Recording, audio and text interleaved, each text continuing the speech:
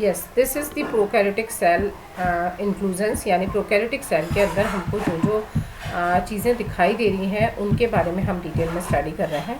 तो फर्स्टली आपको डायग्राम तो याद होगा प्रोकैरियोटिक सेल का, कल बैक्टीरिया का आपको डायग्राम मैंने दिखाया था। तो सबसे पहले उसके आउटर एनवेलप की हम बात कर रहे हैं, दैट इज़ ग्लाइकोकैलेक्स। ग्लाइकोकैलेक्स को हम स्लाइम लेयर या कैप्सूल लेयर कहते हैं, जो बैक्टीरियाज के अंदर प्रेजेंट होता है। ठीक है, तो सबसे पहले बैक्टीरियल सेल का डायग्राम हमने जब देखा था तो उसमें हमें पता चला था कि सेल वॉल प्रेजेंट होती है। एडिशनली जहाँ पे सेल वॉल है उसके बाहर एक एडिशनल आपको एक लेयर मिलेगी, दैट इज़ दी ग्लाइकोकैलेक्स, जो कि बना हुआ होता है जिलेटिनस सब्सटेंसेस का, जो कि सेल वॉल के भी बाहर प्रेजेंट होता है। ठीक है, जिलेटिनस सब्सटेंसेस जो है ये होते हैं एक्चुअली पॉलीसेकेराइड्स, और ये पॉलीसेकेराइड्स कंपोनेंट्स मॉलिक्यूल्स जो हैं वो इसमें प्रेजेंट होते हैं, अरेंज हो जाते हैं और एक एक्स्ट्रा कैप्सूलर लेयर बनाते हैं। और इसका काम क्या होता है, बैक्टीरियाज में आपने देखा है कि इम्यूनिटी बहुत ज़्यादा होती है। आप कितनी भी इसको क्लाइमेटिक कंडीशंस में चेंज कर दें या एंटीबायोटिक्स दे देते हैं, ये बैक्टीरियाज जो है कई बार उन एंटीबायोटिक्स से मरते ही नहीं है।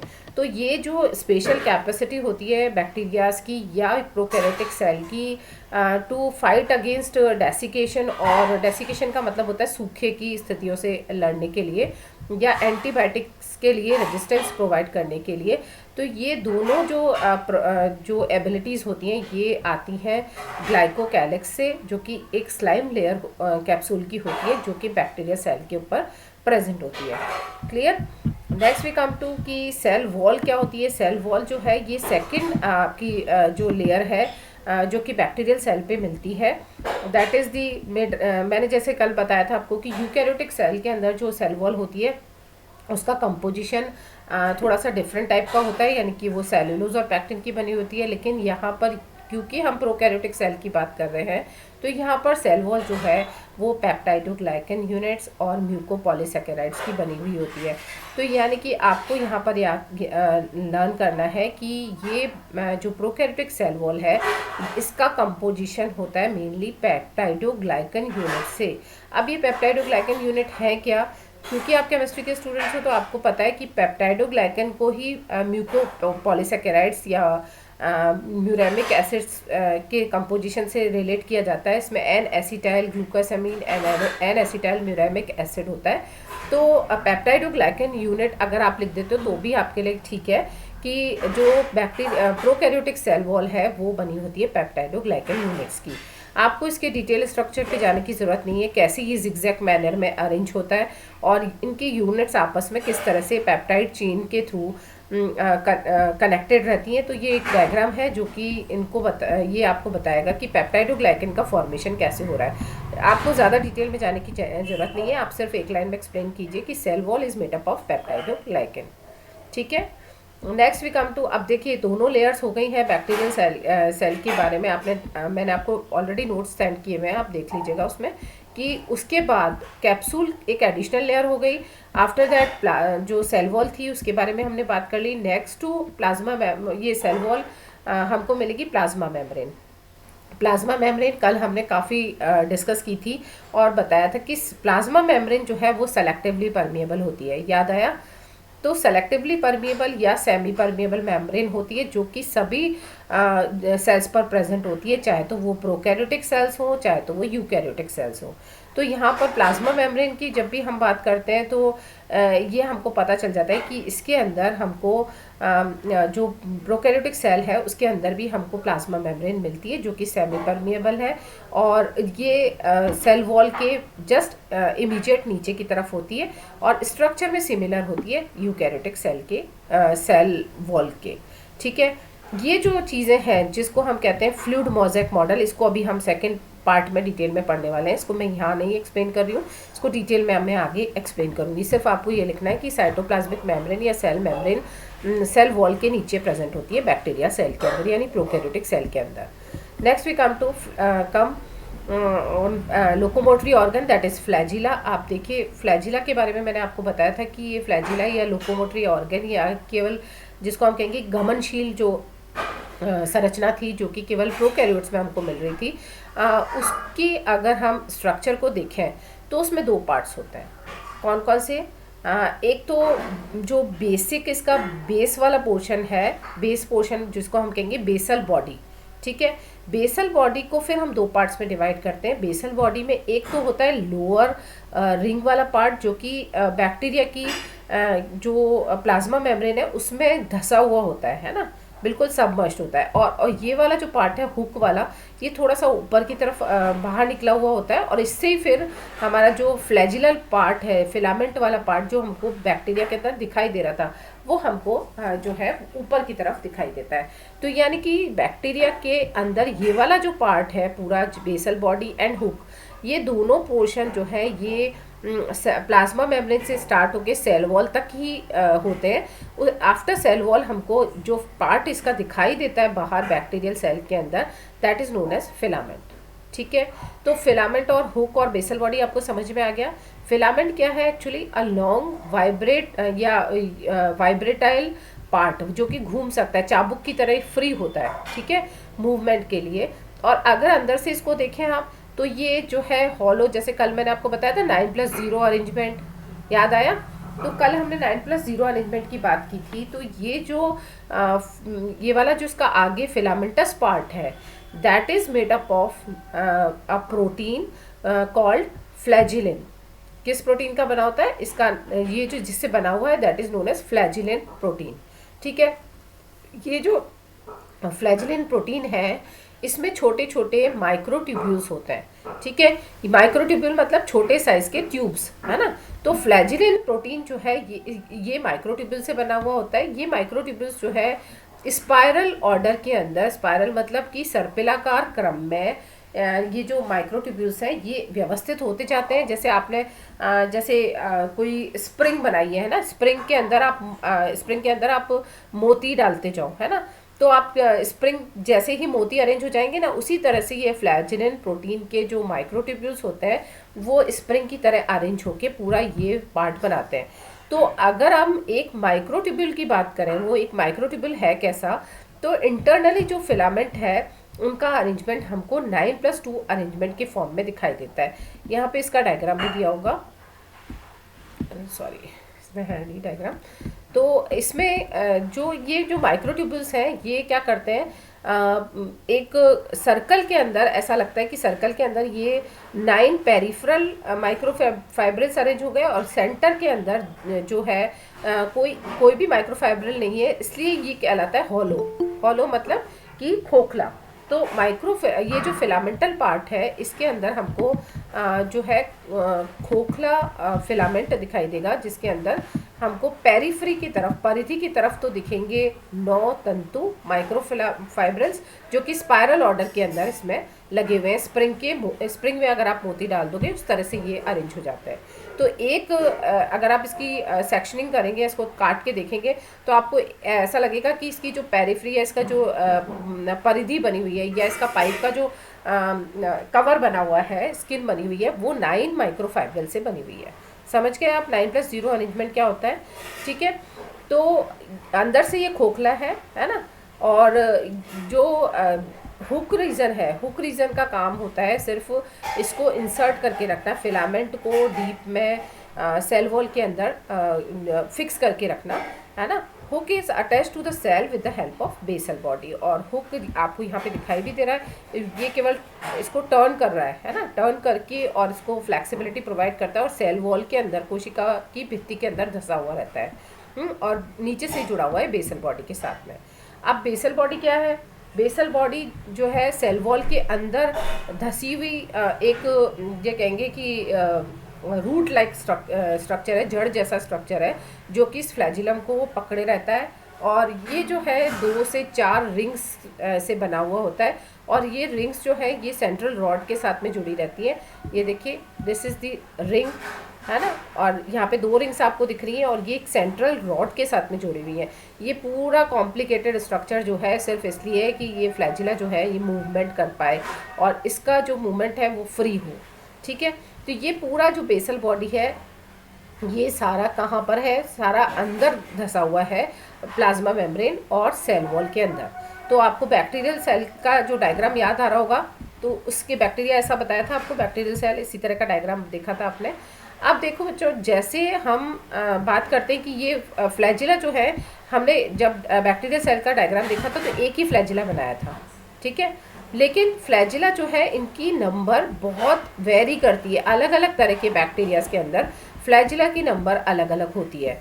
अगर फ्लैजिला एब्सेंट है, पूरी तरह से किसी बैक्टीरिया के ऊपर फ्लैजिला नहीं प्रेजेंट होता है, तो उसको हम कहते हैं ए ट्राइकस। ए ट्राइकस मतलब ट्राइकस वर्ड जो है इसका मतलब है फ्लैजिला। तो अगर फ्लैजिला अनुपस्थित है तो ये बिना फ्लैजिला के होंगे, ऐसे बैक्टीरियाज को हम कहते हैं ए ट्राइकस, ठीक है। ट्राइकस वर्ड आपको याद रखना पड़ेगा। अगर मान लीजिए फ्लैजिला एक है, जैसा कि हमने बैक्टीरिया के प्रोकैरियोटिक सेल में देखा था, तो हमको सिर्फ एक ही फ्लैजिला दिख रहा था, that is known as monotrichous, ठीक है। मोनो मतलब एक होता है ना, आपको पता ही है अच्छे से। अब हम नेक्स्ट पे जाते हैं। देखिए फ्लैजिला जो है वो दो है और अलग अलग पोल्स पर है, अपोजिट पोल्स पर है तो दो, तो इसको हम बोलेंगे एम्फीट्राइकस, ठीक है। अब आगे बढ़िए, फ्लैजिला जो है एक ही पोल पर है और बहुत सारे हैं, मोर देन 2, तो उसको हम कहते हैं सिफेलोट्राइकस, ठीक है। अगर फ्लैजिला जो है बंच में है, ग्रुप में है और दोनों पोल्स पर बंचेस प्रेजेंट है, तो उसको हम कहते हैं लोफोट्राइकस। और अगर फ्लैजिला, जो कि सबसे ज़्यादा बैक्टीरिया ऐसे मिलते हैं, है ना, जिसमें कि फ्लैजिला पूरी सरफेस पर प्रेजेंट है बैक्टीरिया की, तो उसको हम कहते हैं पेरिट्राइकस। तो ये है टाइप्स ऑफ फ्लैजिला, हालांकि नहीं पूछे जाते बिकॉज ये बायोलॉजी का एक पार्ट है, लेकिन फिर भी अगर आपको याद रहे तो आप ज़रूर आप बता सकते हैं नोट्स में ऐड करके कि फ्लैजिलास जो है इनकी नंबर वेरी करती है। जैसे in gram positive cells there are 2 basal body ring, और ग्राम नेगेटिव के अंदर 4 रिंग्स मिल रही है। इसी तरह से कुछ ग्राम पॉजिटिव्स जो होते हैं उनके अंदर हमको इस तरह की स्ट्रक्चर मिलती है, ग्राम नेगेटिव के अंदर हमको जनरली सेफेलो या एम्फीट्राइकस कंडीशन मिलती है। तो ये आपको याद नहीं रहेगा मुझे पता है, लेकिन फिर भी just to know about this कि भाई फ्लैजिला जो है इनकी पोजीशन और लोकेशन जो है ये वेरी करती है अलग अलग तरह के बैक्टीरियाज में। आपने बैक्टीरिया देखे हैं, मतलब बैक्टीरिया के बारे में सुना है ना, बहुत सारी बीमारियाँ करते हैं, है ना। जैसे बैसिलस थ्यूरिजिनेंसिस आप जानते हो, नाम सुना होगा। बैसिलस बैक्टीरियाज होते हैं, लैक्टोबैसिलस तो जानते हो ना। लैक्टोबैसिलस मतलब जो कर्ड में मिलता है, हमको दही के अंदर मिलता है। तो लैक्टोबैसिलस जो है वो भी एक बैक्टीरिया है। बैसिलस का मतलब ही होता है कि ऐसे जो रेक्टेंगुलर शेप के बैक्टीरियाज, ठीक है। तो ये बैक्टीरियाज हैं जिनके बारे में हम यहाँ बात कर रहे हैं। अब जो ये तो मैंने आपको जो डायग्राम में दिखाया है वही चीज़ें इन्होंने लिख रखी हैं। बंचेस है तो आपको सिफेलो, और अगर मान लीजिए दोनों सिरे पे बंचेस प्रेजेंट है तो लोफोट्राइकस, है ना। अगर एक फ्लैजिला 1 एट ईच एंड, एक ही फ्लैजिला पाया जा रहा है एक एंड पर, तो एम्फीट्राइकस, है ना। एट्राइकस किसे कहते हैं, पेरिट्राइकस किसे कहते हैं, तो ये आप डायग्राम के थ्रू ही लर्न कर सकते हैं। Next we come to mesosome. Mesosome याद आ गया बच्चों, कल डायग्राम में देखा भी था हमने। तो मीजोसोम जो है ये है माइटोकॉन्ड्रिया का, जो कहेंगे माइटोकॉन्ड्रिया का एक वेरिएशन। आपको ये बताया था ना मैंने कि मीजोसोम क्या करता है, जो काम यूकैरियोटिक सेल के अंदर कौन कर रहा था, माइटोकॉन्ड्रिया कर रहा था, यानी कि एटीपी प्रोडक्शन का काम, वही इनकी प्लाज्मा मेम्ब्रेन जब अंदर की तरफ इनफोल्ड हो जाती है तो वो जो है कुछ एंजाइम्स को अपने ऊपर लगा के रखती है। एंजाइम्स क्या होते हैं बेटा, जो कि मेटाबॉलिक एक्टिविटीज़ करते हैं, है ना, किसी भी सेल के अंदर। तो वो एंजाइम्स जो है वो यूकैरियोटिक सेल में तो कहाँ प्रेजेंट थे, माइटोकॉन्ड्रिया के अंदर, जिससे कि माइटोकॉन्ड्रिया रेस्पिरेशन का प्रोसेस जो है वो कंप्लीट कर पा रहा था और एटीपीज को फॉर्म कर रहा था। यहाँ पर क्योंकि माइटोकॉन्ड्रिया तो है ही नहीं, तो फिर यहाँ पर क्या हुआ है, जो इसकी प्लाज्मा मेम्ब्रेन होती है बैक्टीरिया की, प्लाज्मा मेम्ब्रेन जो है वो इनफोल्ड हो जाती है, अंदर की तरफ अंत्यवलित हो जाती है, और उस पर जो है कई सारे हमको एंजाइम्स लगे हुए दिखाई देते हैं। और ये एंजाइम सारे मीजोसोम के अंदर जो प्रेजेंट है ये एरोबिक रेस्पिरेशन से संबंधित होते हैं, यानी कि ये एंजाइम्स रखते हैं अपने साथ में जो कि एटीपी का फॉर्मेशन करते हैं। यही काम माइटोकॉन्ड्रिया कर रहा था यूकैरियोट्स में, ठीक है। तो बस इतनी सी बात आपको याद रखनी है यहाँ पर कि जो है मीजोसोम जो है रिप्लेसमेंट है माइटोकॉन्ड्रिया का, और ये रिलेटेड होता है एरोबिक रेस्पिरेशन से, यानी कि ऑक्सीजन की उपस्थिति में होने वाले श्वसन से। ठीक है।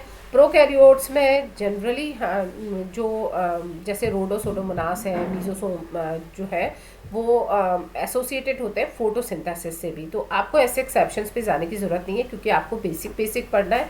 तो आप मीजोसोम के बारे में और चीज़ें ना पढ़ के केवल आप इसके और क्या काम हो सकते हैं ये ना करके, आप जो इसका मेजर काम है दैट इज़ कि एरोबिक रेस्पिरेशन और एटीपी फॉर्मेशन, तो उससे रिलेशन इसका आप दिमाग में रखिए और उसको लर्न करिए। ठीक है। नेक्स्ट वी कम टू, अब ये इनफोल्डिंग का क्या कारण था, जैसे मैंने आपको बताया था कि इससे सरफेस एरिया बढ़ जाता है, मतलब ज़्यादा जगह मिलती है कि एंजाइम्स लग पाएँ, और एंजाइम जितने ज़्यादा अरेंज हो पाएंगे उस प्लाज्मा मेम्ब्रेन के अंदर उतना ज़्यादा रेस्पिरेशन एफिशिएंट होगा, इसलिए ये इनफोल्डिंग होती है। ठीक है।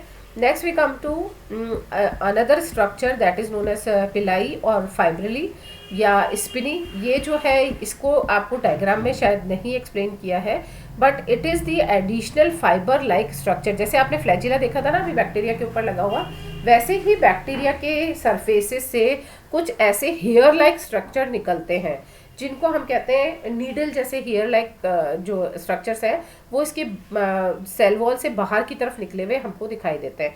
इनका सिर्फ एक काम होता है कि ये जब इनमें बैक्टीरिया के अंदर रिप्रोडक्शन या कॉन्जुगेशन की प्रोसेस होती है, जिसमें कि जेनेटिक मटेरियल को एक्सचेंज करते हैं, अपने जो डीएनए था ना इनके अंदर डबल स्टैंडर्ड, उसको ये एक्सचेंज करते हैं एक बैक्टीरिया से दूसरे बैक्टीरिया में।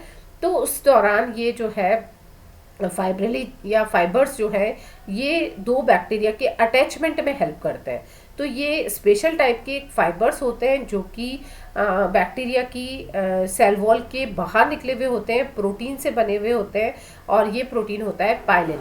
जैसे वहाँ फाइब्रिन था ना, यहाँ पे पाइलिन प्रोटीन है, इससे बने हुए सब्सटेंस होते हैं, और इनका काम होता है सिर्फ और सिर्फ कॉन्जुगेशन प्रोसेस के अंदर बैक्टीरियाज को पास लाना या क्लोज कांटेक्ट में लेकर आना, जिससे कि इनका जेनेटिक मटेरियल जो है वो एक्सचेंज हो पाए।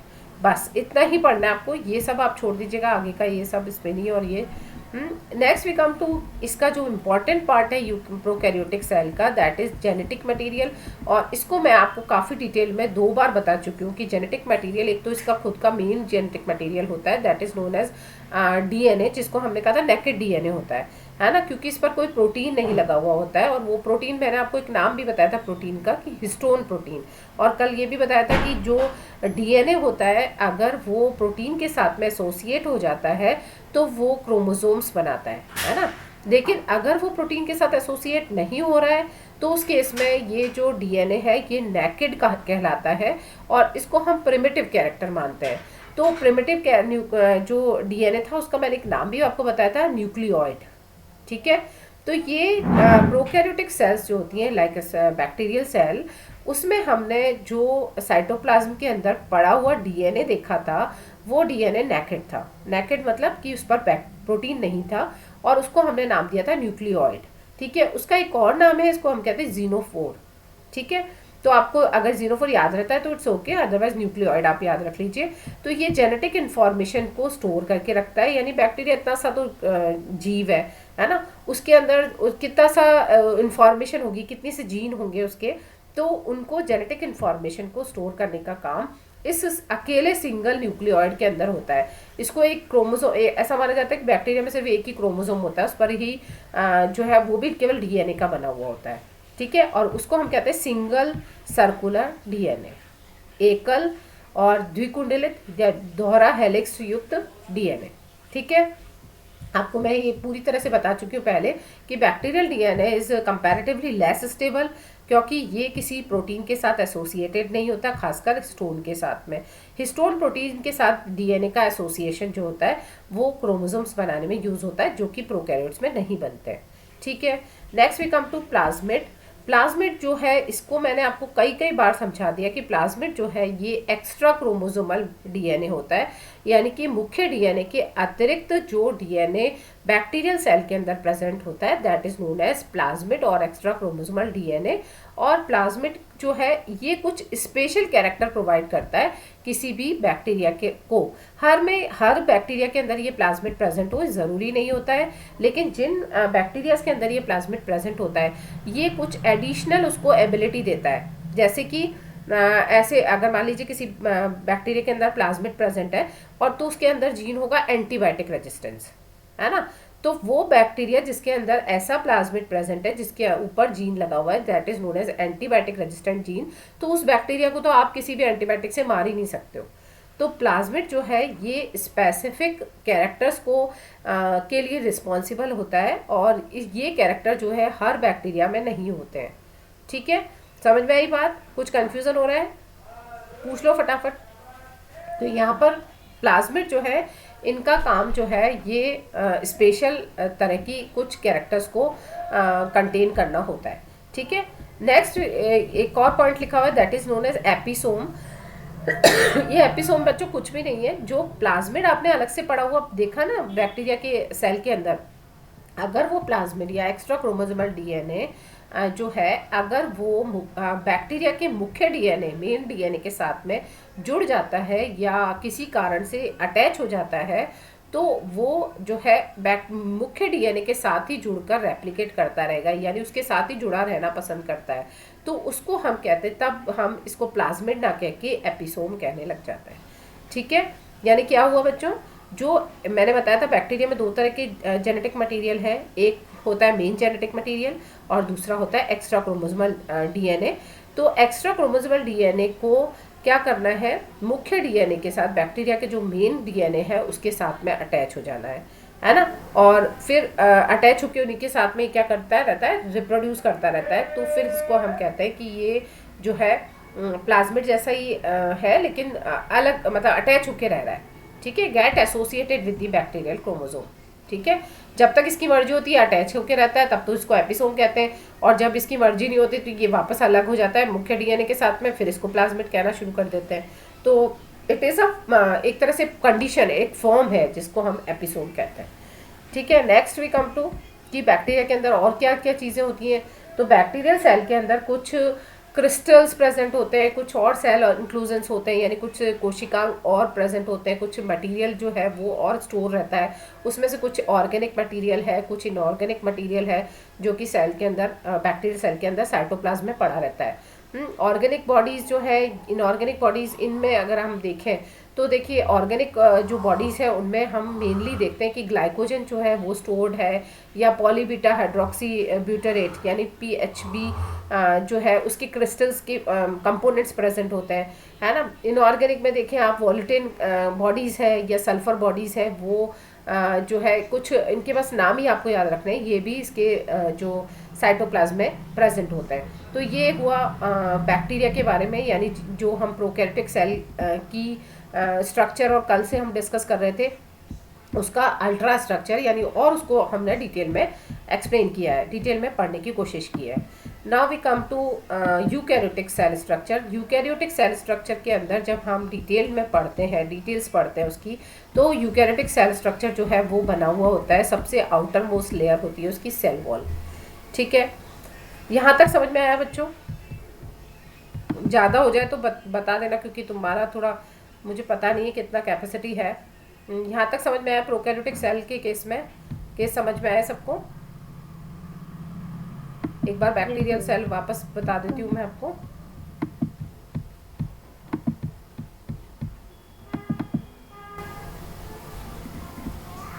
देखिए कल हमने जो बच्चे आज ही ज्वाइन करा है जिन्होंने, उनको मैं बता दूं, this is a prokaryotic cell, जिसके बारे में हम इतनी सारी रामायण कर रहे थे अभी, है ना, जिसमें कि एक फ्लैजिला था जिसको मैंने आपको बताया था कि ये जो है इसकी पोजीशन, इसकी शेप, साइज सब अलग अलग हो सकती है। अगर ये एक है तो बच्चों क्या बोलेंगे हम इसे? मोनोट्राइकस, है ना, भूल गए नाम? मोनोट्राइकस मतलब एक ही फ्लैजिला इसमें प्रेजेंट होती है। ये है इसके ऊपर सेल वॉल, इसके बाहर होता है कैप्सूल। जब आप डायग्राम बनाएंगे तो एक एडिशनल लेयर भी आप बना सकते हैं जिससे आपको कैप्सूल भी याद रहेगा, यहाँ पर उस पर आप लेबल कर दीजिएगा कि कैप्सूल प्रेजेंट होता है। ये आपको मैंने बताया मेन डीएनए है बैक्टीरिया का। ये आपको मैंने बताया मीजोसोम जो कि अंदर की तरफ इनफोल्ड हो रहा है, और दिस इज़ दी प्लाज्मिड जो कि अभी अलग प्रेजेंट है, लेकिन जब इसको जुड़ना होगा तो ये फिर आके इस मेन डीएनए के साथ में जुड़ जाता है, और फिर हम इसको एपिसोम कहना शुरू कर देते हैं। क्लियर? तो ये सब आपको कल वाला जो मैंने डायग्राम जो आपको एक्सप्लेन किया था उसी को डिटेल में आज करवाया है। नाउ वी कम टू जो यूकैरियोटिक सेल स्ट्रक्चर्स के बारे में हम बात कर रहे हैं। तो यूकैरियोटिक सेल स्ट्रक्चर में हमको सबसे पहले स्टार्ट करना है सेल वॉल। ठीक है, सेल वॉल जो है ये नॉन लिविंग सेल्स में जो मतलब एक तरह से ये कहेंगे कि प्लांट सेल के ऊपर जो प्रेजेंट सेल वॉल होती है वो रिजिड स्ट्रक्चर होती है, और ऐसे कहेंगे कि जैसे नॉन लिविंग फॉर्म है ये, और ये भी बनी हुई होती है स्ट्रॉन्ग रिजिड सब्सटेंसेस की, जो कि मेनली होते हैं सेलुलोज और पैक्टिन मटेरियल। ठीक है, जब हम सेल वॉल को देखते हैं, अल्ट्रा स्ट्रक्चर के बारे में इसके देखते हैं, तो सेल वॉल में हमको कितनी सारी सब लेयर्स दिखाई देती हैं। यानी cell wall is made up of 3 layer, primary wall, secondary wall and tertiary wall. ठीक है, उससे पहले हम ये समझ लें कि ये सेल वॉल का फॉर्मेशन कहाँ से शुरू होता है, अंदर से बाहर की तरफ बनती है कि बाहर से अंदर की तरफ बनती है। तो इसको देखें तो पहले हम सबसे पहले बात करते हैं मिडिल लैमेला की। मिडिल लैमेला जो है ये होती है सीमेंटिंग लेयर। देखिए अब ये है सेल, सेल का साइटोप्लाज्म, ये थोड़ा सा पार्ट हमने बता रखा है सेल पे, और 3 लेयर्स को डोमिनेंटली शो कर रखा है। इसमें आप देखो सबसे पहले सबसे आउटर वाली लेयर बन रही है, दैट इज प्राइमरी वॉल। ठीक है, प्राइमरी वॉल के बाद में बनी है सेकेंडरी वॉल, और सेकेंडरी वॉल के बाद में बनती है टर्सरी वॉल, है ना, तृतीयक झिल्ली। तो क्या होता है, मिडिल लैमेला जो होता है ये आसपास की सेल्स के अंदर एक कॉमन सब्सटेंस होता है, कॉमन सीमेंटिंग लेयर होती है जो कि 2 सेल्स के बीच में प्रेजेंट होती है। ठीक है, तो मिडिल लैमेला जो है, जैसे 2 ब्रिक्स को आपको जोड़ना है, 2 ईंटों को आपको जोड़ना है, तो आप क्या लगाएंगे, सबसे पहले सीमेंट लगा देंगे उनके बीच में, तो it is a cementing layer. ठीक है, ये मिडिल लैमेला जो है ये फॉर्म होता है कैल्शियम और मैग्नीशियम के पैक्टेट से। किससे बना होता है ये, एक्चुअली पैक्टेट जो होते हैं ना ये सीमेंटिंग मटेरियल ही होते हैं, है ना। तो इसमें कैल्शियम और मैग्नीशियम और आप ऐड कर दोगे तो और ज़्यादा स्टिफनेस हो गई इसकी। तो ये कैल्शियम और मैग्नीशियम के पैक्टेट से बना हुआ एक सीमेंटिंग लेयर है जो कि फॉर्म हो जाता है 2 सेल्स के बीच में। अब जब सीमेंटिंग लेयर बन गई है तो उस पर फिर डिपोजिशन शुरू होता है सेल वॉल्स का, और ये सेल वॉल जो है ये होती है primary, secondary and tertiary cell wall, यानी कि इनकी सब लेयर्स होती हैं जिनको हम primary, secondary and tertiary layers कहते हैं। ठीक है, मेनली आपको मैंने बताया पैक्टिन मटेरियल तो इधर आ गया सीमेंटिंग लेयर में। अब बचा सेल्यूलोज, तो सेल्यूलोज से हमको सेल वॉल बनाना है। तो सेल्यूलोज तो मेन कंपोनेंट हो गया सेल वॉल के फॉर्मेशन के लिए। उसके साथ में कई बार hemicellulose, cutin, pectin, lignin, suberin, इस तरह के सब्सटेंसेस भी सेल वॉल के अंदर प्रेजेंट होते हैं। तो जिसमें से मेनली आपको याद रखना है सेल्यूलोज, हेमी सेल्यूलोज, है ना। बाकी जो है वो कब होंगे कब नहीं होंगे वो डिपेंड करता है कौन सी सेल्स की हम बात कर रहे हैं। ठीक है, अब देखिए कैसे फॉर्म हो रहा है। तो प्राइमरी लेयर जो है वो सीमेंटिंग लेयर, यानी कि सब जो मिडिल लैमेला या सीमेंट आपने लगा दिया है उसमें एक एक ब्रिक जो है वो एक एक सेल को प्रेजेंट कर रही है, मतलब एक ईंट जो है एक सेल को बनाएगी। तो अब आपने जब सीमेंट लगा दिया तो ये सीमेंटिंग के बाद में बीच में तो कुछ और एडिशन हो नहीं सकता, तो अंदर की तरफ होगा, हर सेल अपने अंदर की तरफ जो है सेल वॉल बनाना शुरू करेगी। तो पहले सबसे पहले सिक्रीट होती है प्राइमरी वॉल। ठीक है, प्राइमरी वॉल जो है ये इलास्टिक होती है, यानी कि थोड़ी फ्लेक्सिबल होगी, है ना, इसमें ज़्यादा स्टिफनेस नहीं है। बनी हुई किसकी होती है, सेल्यूलोज, हेमी सेल्यूलोज और पैक्टिन की। ठीक है, और जब सेल जो है ज़्यादा मैच्योर हो जाती है, बड़ी हो जाती है, तो ये सेल वॉल जो है रिप्लेस हो जाती है सेकेंडरी और टर्सरी वॉल से। तो शुरू में सबसे पहले जो बन रही है, आपको बस इतना याद रख लेना है कि प्राइमरी वॉल जो है सबसे पहले बनती है, थिन होती है, इलास्टिक होती है थोड़ी सी, और फ्लेक्सिबल होती है, सेल्यूलोज और हेमी सेल्यूलोज और पैक्टिन की बनी हुई होती है ना। फ्लेक्सिबिलिटी है तो अपना साइज ये बढ़ा सकती है, थोड़ा सा इंक्रीज कर सकती है। Next we come to secondary wall. अब सेकेंडरी वॉल जो है ये प्राइमरी वॉल के अंदर की तरफ बनेगी, समझ गए आप। यानी कि अब आउटर लेयर तो हमने बाउंड्री तो मैनेज कर ली है मिडिल लैमेला से, उसके अंदर की तरफ हमने बना ली primary wall. Primary wall secrete करती है फिर सेकेंडरी वॉल को। ठीक है, तो सेकेंडरी वॉल जो है वो कंपैरेटिवली रिजिड है, कठोर है, मोटी है, यानी थिक है कंपैरेटिवली, और ये भी अब इसकी अपनी खुद 3 सब लेयर्स होती हैं, S1, S2, S3। ठीक है, ये जो है सेकेंडरी वॉल ये बनी होती है सेल्यूलोज, हेमी सेल्यूलोज और पैक्टिन की, यानी सेम है दोनों में, कंपोजिशन वाइज दोनों सेम है, बट इसमें क्योंकि मोटाई ज़्यादा हो गई है तो रिजिडनेस अपने आप बढ़ गई है। ठीक है, अब ये सेकेंडरी वॉल जिन सेल्स में बन जाती है उनमें फ्लेक्सिबिलिटी खत्म होने लग जाती है और वो सेल्स आगे डिवीजन भी नहीं करती है, ठीक है। टर्सरी सेल वॉल जो है वो बनती है सेकेंडरी सेल वॉल के और अंदर, ओके। अब तक देखो सेल वॉल इतनी सारी बन गई है तो सेल ऑलमोस्ट उसकी ल्यूमन तो हो गई इतनी सी जैसी आपको डायग्राम में दिखाई दे रही है, जरा सी उसके अंदर साइटोप्लाज्म रह गई है, बाकी तो वॉल ही इतनी मोटी हो गई है ना। तो ये कंडीशन आते आते तक टर्सरी वॉल का फॉर्मेशन स्टार्ट होता है और ये बिल्कुल ऐसी सेल्स में बनती है जिनको काम भी केवल स्टिफनेस प्रोवाइड करने का है, यानी लंबे लंबे बड़े बड़े ट्रीज जो होते हैं ना, उनके अंदर जो है इस तरह की सेल वॉल का फॉर्मेशन होता है टर्सरी सेल वॉल का, और उनका काम होता है सिर्फ पेड़ों को इतना लंबाई तक स्टिफनेस प्रोवाइड करना। तो आपके दिमाग में कई बार आया होगा कि पेड़ कैसे सीधा खड़ा रहता है भाई इतनी ऊंचाई तक, जैसे आपने ताड़ का पेड़ देखा है या आपने कोकोनट ट्रीज तो सबने देखे ही हैं। तो ऐसे पेड़ों में ये जो लंबे लंबे पाइप्स यानी ट्रैकिड्स जो होती है उनकी सेल्स के अंदर इस तरह का टर्सरी वॉल का फॉर्मेशन हो जाता है और ये कंपोजिशन इसका क्या होगा, हेमी सेलुलोज और जाइलिन का, इन दो कंपोनेंट्स के आने से इसमें स्टिफनेस और बढ़ जाती है।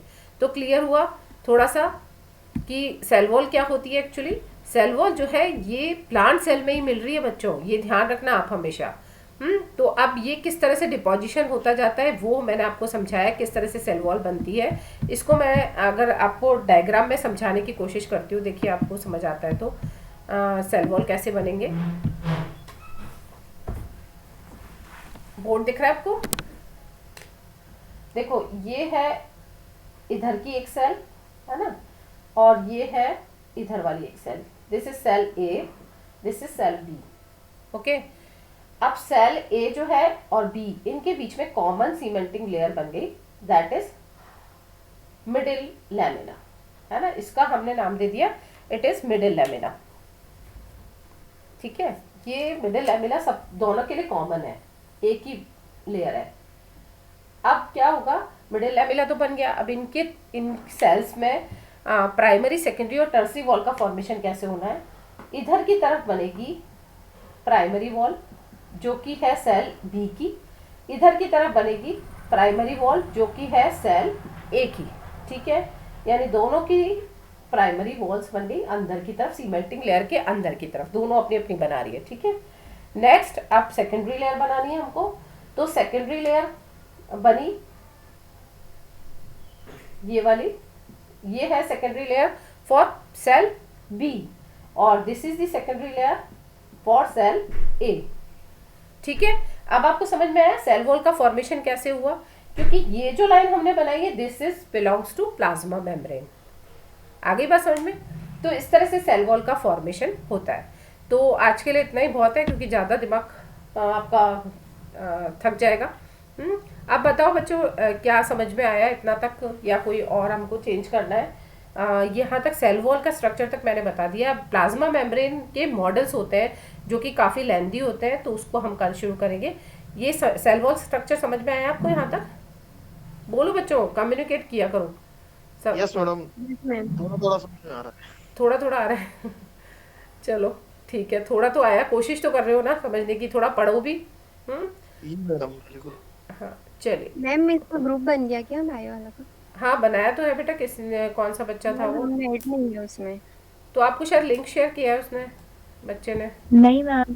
नहीं की है मैम। नहीं किया? तो कुछ बच्चे तो हैं उसमें। मैम आप अ, ग्रुप पे लिंक शेयर कर दो, हम आपको लिंक भेज देंगे, वहां से सब ज्वाइन कर लेंगे। ऐसे पर्सनली सबको लिंक नहीं भेजा जा रहा ना। हाँ जी मैम। अच्छा ठीक है, मैं शेयर कर दूँगी। ठीक है मैम। हाँ कुछ थैंक यू बच्चे तो हैं, मैंने शेयर भी कर दिया था। तो जो बच्चे हैं वो मैम। आप कर दो आपस में बच्चों, मैं भूल जाती हूँ एक्चुअली, मेरी नेक्स्ट क्लास है फिर अब मेरे को याद नहीं रहेगा।